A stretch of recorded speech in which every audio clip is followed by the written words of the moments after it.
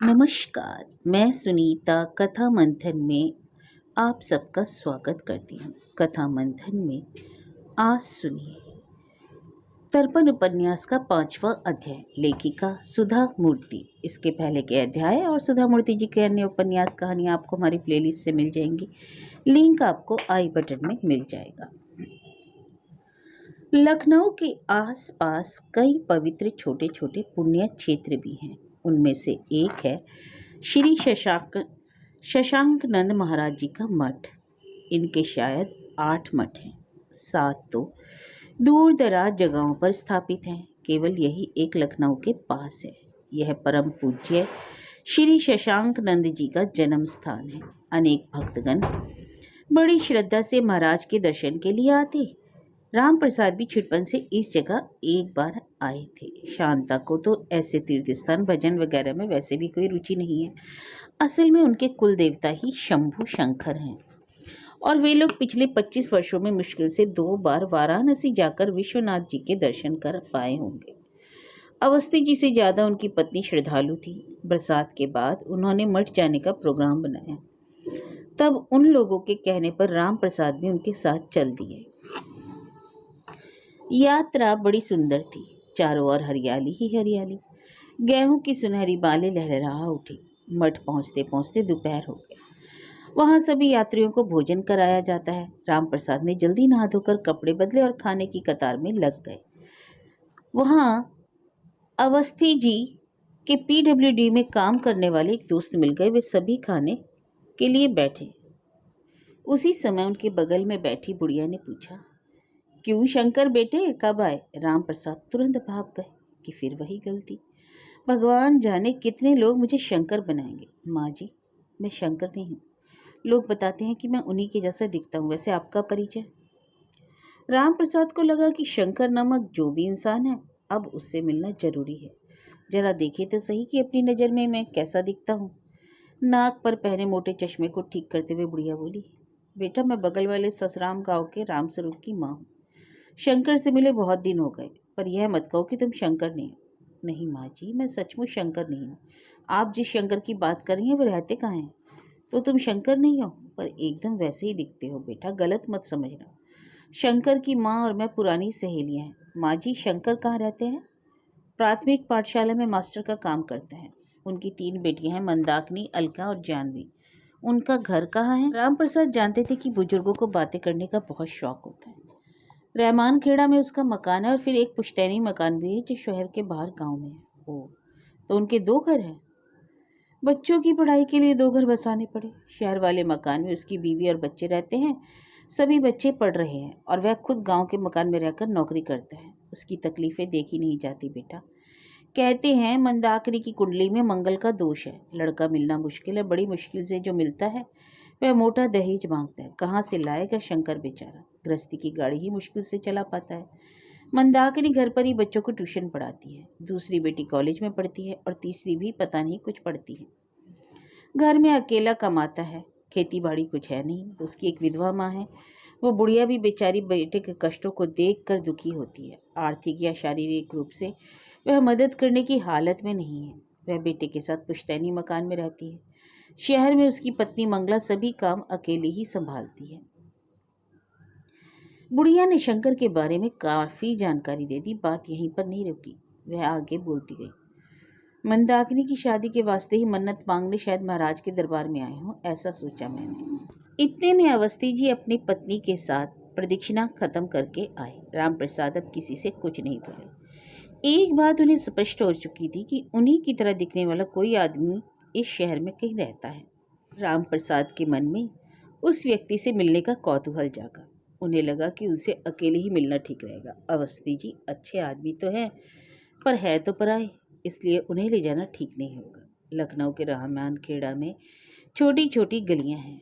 उन गलियों में सभी मकान एक जैसे ही दिखते हैं। कुछ दूर जाने पर एक और पतली गली दिखाई दी। बगल में ही सुलभ शौचालय था।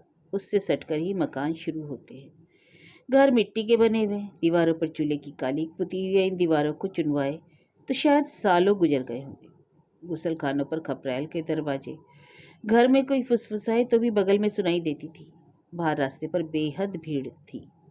राम प्रसाद पछताने लगा कि वह इस गली में क्यों है। फिर सोचा कि आ ही गया तो घर ढूंढकर उनसे मिल लेना ही ठीक होगा। घर पूछने की जरूरत नहीं पड़ी। दरवाजे पर ही बोर्ड टंगा हुआ था, शिव शंकर शर्मा। राम प्रसाद ने दरवाजा खटखटाया। अंदर से आवाज आई, कौन है? मास्टर जी घर पर हैं? नहीं, वे बाहर गए हैं। आप कौन? दरवाजा खोले बिना ही इतने सवाल किए। मेरा नाम राम प्रसाद है। अंदर आ जाइए, बैठिए। आज ही सुबह वे शहर से आए हैं। राम प्रसाद को लगा कि शायद वह आवाज शंकर की पत्नी की थी। राम प्रसाद अंदर जाकर बैठ गए। उनका बरामदा इतना छोटा था कि दो आदमी ठीक से पैर फैलाकर बैठ भी नहीं सकते। अंदर की तरफ एक छोटा सा हॉल, उसके पीछे रसोई घर। वहाँ इतना अंधेरा कि कुछ साफ दिखाई नहीं दे रहा था। उस घर में दरिद्रता मानो तांडव नृत्य कर रही थी। दीवार पर बच्चों के फोटो टंगे हुए थे। मास्टर साहब का शादी के पहले का फोटो भी था। उसे देखते राम प्रसाद खड़े रहे। उन्हें लगा जैसे उन्हीं की तस्वीर है। वे सोचने लगी कि यह आदमी आमने सामने मिले तो क्या पूछूं, मुझे देखकर उन्हें कैसा लगेगा। इतने में एक व्यक्ति घर के अंदर आए। वह शंकर नहीं बल्कि गौर वर्ण की लड़की थी। आप कब आए पिताजी? यहाँ क्यों बैठे हैं? चप्पल उतारते हुए उसने पूछा। फिर जैसे ही राम प्रसाद को देखा वो मुख खड़ी रह गई। यह लड़की किरण के बराबर की लग रही थी। पहली नज़र में वह भी धोखा खा गई थी। मैं राम प्रसाद हूँ, यहाँ भारतीय स्टेट बैंक में मैनेजर हूँ। सॉरी सर, एक पल के लिए आप मेरे पिताजी जैसे दिखे। शर्माते हुए उसने कहा, तुम्हारा नाम क्या है बेटी? मंदाकिनी। सिर उठाए बिना ही उसने जवाब दिया। उसने सोचा कि शायद किसी बच्चे के पिता होंगे जो ट्यूशन के बारे में पूछताछ करने आए हैं। राम प्रसाद ने याद किया कि वह बुढ़िया जिस लड़की का जिक्र कर रही थी यही वह लड़की है जो केवल नक्षत्रों की गलती से और पैसों की तंगी के कारण बिना शादी के बैठी है। सर, कोई खास काम? क्यों बेटी? अगर आप ट्यूशन के लिए कुछ पूछना चाहते हैं तो आप मुझसे पूछ सकते हैं। अगर पिताजी से काम है तो वे बस आते ही होंगे। नहीं, मुझे तुम्ही से काम था। बेटी, तुम कहाँ तक पढ़ी हो? बीए पास हूँ, फर्स्ट क्लास में। फिलहाल तो घर घर जाकर ट्यूशन पढ़ाती हूँ। तुम कभी बैंक की परीक्षा में बैठी हो? हाँ, मैंने बैंक की परीक्षा दी है, अभी रिजल्ट आना है। आजकल रिक्रूटमेंट बहुत कम हो गए हैं ना सर। राम प्रसाद उसके सामान्य ज्ञान से खुश हुआ। कितनी होनहार लड़की है, कितनी अपडेट नॉलेज है इसकी। मंदाकिनी, किससे बात कर रही हो? रसोई घर से आवाज आई। उसी समय दरवाजे की आवाज आई। शंकर मास्टर जी अंदर आए। सामने अपने जैसे व्यक्ति को बैठे देखकर वे भौचक रह गए। कार्बन कॉपी कहे तो गलत ना होगा। वही रंग, वही कद, वही नाक, आंख, चेहरे की बनावट, इतनी समानता कि खुद मां धोखा खा जाए। फर्क सिर्फ इतना था कि शंकर मास्टर जी की उम्र थोड़ी ज्यादा लगती थी। गृहस्थी का बोझ ढोते रहने के कारण शायद ऐसे दिखते होंगे। कहते हैं ना, चिंता चिता तक ले जाती है आदमी को। राम प्रसाद अपना परिचय देते हुए बोले, नमस्ते, मेरा नाम राम प्रसाद है। नमस्ते, कहिए मैं आपकी क्या सेवा कर सकता हूँ? कोई खास नहीं, सिर्फ एक बात पूछने आया हूँ। मुझे देखकर लोग अक्सर धोखा खाते हैं। मुझे आपको समझकर मुझसे बातें करते हैं। इसी सिलसिले में मैं आपसे बातें करने चला आया था। राम प्रसाद जाने के लिए उठ खड़े। बैठिए सर, गरीब का घर है, सुदामा का आतिथ्य दे सकते हैं। मंदा बेटी, जरा चाय लाना। अरे नहीं नहीं, चाय वाय कुछ नहीं चाहिए। मैं बार बार उस विचित्रता के बारे में सोचता हूँ। आपके कितने चाचा हैं? आपके खुद के तो 2 भाई बहन हैं। शंकर मास्टर जी बगल में रखी टीन की कुर्सी को डालकर बैठ गए और जेब से रुमाल निकालकर माथे का पसीना पोंछने लगे। फिर बोले, असल में तो मैंने अपने पिताजी को देखा तक नहीं। जब मैं पैदा भी नहीं हुआ था तभी मेरे पिताजी का स्वर्गवास हो गया। मेरे पिताजी अपने माता पिता के इकलौते बेटे थे और मैं भी अकेला ही हूँ। ना कोई भाई ना बहन। मेरे पिताजी दिखने में कैसे थे यह जानने के लिए उनका एक फ़ोटो भी नहीं है मेरे पास। सर, अब आप अपने बारे में कुछ बताइए। मैं भी अपने माता पिता का अकेला बेटा हूँ। मेरे पिताजी दिल्ली में महाराजाओं की रियासत में काम करते थे। हमारा पूरा खानदान वही दिल्ली में बस गया। इस तरफ कोई आया नहीं, या हमारा कोई रिश्तेदार नातेदार भी नहीं। हम दोनों के बीच में भी तो कोई रिश्ता नहीं। फिर भी कितनी समानता है। मैं दिल्ली की तरफ कभी गया ही नहीं। हम इसी इलाके के बाहर भी नहीं गए कभी। इस काम पर लगे 10 साल हो गए। लखनऊ की तरफ ट्रांसफ़र मांग रहा हूँ लेकिन मिल नहीं रहा। तभी मंदाकिनी स्टील के गिलासों में चाय ले आई। गरीब के घर की चाय है, कृपया स्वीकार कीजिए। आप हमारे घर आए, हमारे अहोभाग्य। अरे, आदमी पैसे से नहीं दिल से अमीर होना चाहिए। आपकी माताजी नहीं दिखाई दे रही? वे हमारे गांव वाले मकान में साथ रहती हैं। मैं यहाँ सिर्फ छुट्टियों में आता हूँ। आप वहाँ मेरे साथ चलेंगे तो अच्छा होगा। आप चाहे तो उनको यहीं बुला लाऊंगा। नहीं नहीं, मैं वहाँ जाऊँगा। सर, आपके माता पिता? मेरे पिताजी का नाम माधोराव था। मेरे माता पिताजी और दादी एक ही साल में गुजर गए। उन्हें गुजरे लगभग 25 साल हो गए। मेरे पिता का नाम था सेतुराम। पिछले ही साल मुझे कालू बनिया ने बताया, वही जिसने दुकान में आपके हाथ में थैला पकड़ाया था। शंकर की पत्नी माला देवी खिड़की से झांककर दोनों को देख रही थी। एक ही आदमी के दो पुतले जैसे दिखाई दे रहे थे। ठीक है, नमस्ते, अब मैं चलता हूँ। मंदा बेटी, ऑल द बेस्ट। बाहर निकलकर जब वे कार में बैठने लगे तो सारा का सारा पड़ोस उन्हें देख रहा था। बारिश का मौसम थम गया था। आसमान बिल्कुल साफ था। पूर्णिमा की रात को अवस्थी जी के घर की छत पर खाना खाने का प्रोग्राम था। साहब, एक बार आप हमारे इस प्रोग्राम में आइए तो सही, फिर देखिए कितना आनंद आता है। कल रात आपका भोजन हमारे घर है, स्पेशल खाना बनेगा, किसी और का नहीं होता मत ले लेना। अरे क्या स्पेशल है? मेरी बेटी की एक पक्की सहेली है सुनीता, उसकी शादी तय हो गई है, बस उसी की सहेलियों को खाने पर बुलाया है। राम प्रसाद अब लखनवी हिंदी से वाकिफ हो चुके थे। यहाँ के आंचलिक शब्दों को पहचानने लगे थे, उनके अर्थ भी समझने लगे। अवस्थी जी को देखकर राम प्रसाद को आश्चर्य होता। हमेशा किसी न किसी काम में लगे रहते, हंसमुख, जिंदा दिल और जानदार आदमी। जिंदगी को भी उनके साथ जैसे रहने में मजा आता था। उनकी पत्नी उन्हीं की तरह उत्साही और सुदृढ़ थी। आंतरिक खुशी तो उनके चेहरे पर झलकती थी। हर कार्यक्रम में सक्रिय भाग लेती। चांदनी रात में खाने के प्रोग्राम के लिए उन्होंने स्वयं पकवानों की सूची बनाई। एक से एक बढ़कर एक, 4 तरह की सब्जियां, रायता, खट्टी और मीठी चटनी, पकौड़े, 5 तरह की मिठाइयाँ और न जाने क्या क्या। अब पकवानों की बातें खत्म भी करो भगवान। नए नए स्वादों का शौक फिर से क्यों? कोई खास खबर तो नहीं? ऐसे वे अपने पति को छेड़ते। जैसे हर इंसान के जीवन में होता है, वैसे ही इनके जीवन में भी कई उतार चढ़ाव आए, कई मुश्किलें भी आई। बेटे को अभी तक कोई ढंग का काम नहीं मिल रहा। हमेशा बिस्तर पर लेटी बीमार माँ, बेटी की शादी, उनके पास कोई बड़ी जायदाद या संपत्ति भी नहीं।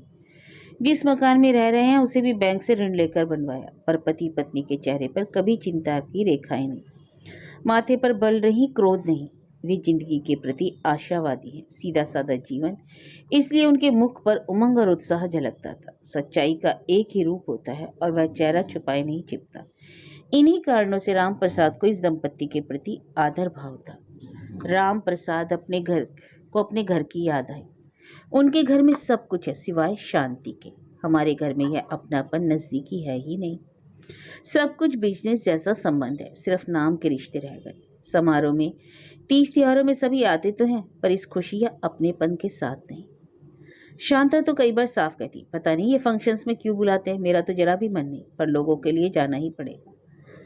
वहां पहुंचकर उनकी बड़ी बड़ी तारीफें भी करेंगी। दिखावा साफ नजर आ जाता था। अवस्थी जी ने जब बैंक से लोन लिया था, उसे पत्नी के सामने इस तरह पेश किया कि उन्हें भी तसल्ली मिली और स्वयं को भी। उन्होंने कहा, भगवान, लोन से घबराना नहीं चाहिए। बड़ों ने कहा है 10-20 का डर नहीं, 100 को संभालो। 1000 का बाजार बताओ, हम लोग धीरे धीरे सारा लोन चुका देंगे। राम प्रसाद को याद आया कि जब उन लोगों ने लोन लिया था तो शांता की प्रतिक्रिया क्या थी। किरण ने पूछा था, माँ यह लोन किस लिए? हमारे पास जो भी कैश है उसे मैंने हाई रेट ऑफ रिटर्न में कॉल मनी पर रिस्क लेकर भर दिया। तुम्हारे पिताजी को आराम से लोन मिलेगा, उस पर इंटरेस्ट भी कम होता है। इस तरह बिजनेस किया जाता है। पूर्णिमा की रात को स्वच्छ धवल चांदनी बिखरी थी। छत पर खाने के प्रोग्राम की तैयारियां बड़े जोरों से चल रही थी। राम प्रसाद का मन पता नहीं क्यों अशांत था। एक ही प्रश्न उन्हें खाया जा रहा था कि शंकर मास्टर जी और मुझ में इतनी समानता कैसे? इसका कोई तो राज होगा। मुझे इसकी खोज करनी होगी। और यह केवल संयोग मात्र नहीं है, या फिर जैसे अवस्थी जी ने बताया कि हमारे जैसे और भी कई लोग होते हैं, या फिर कोई असत्य कल्पना। इसका कोई सबूत? कुछ एक लोगों में कुछ एक समानता है, पर चेहरा हूबहू मिलना। एक बात तो सच है कि वे दोनों जुड़वा नहीं है, फिर भी इतनी समानता कैसे मुमकिन है? किसी पुराने व्यक्ति से पूछने पर सारी कहानी का पता लगाया जा सकता है।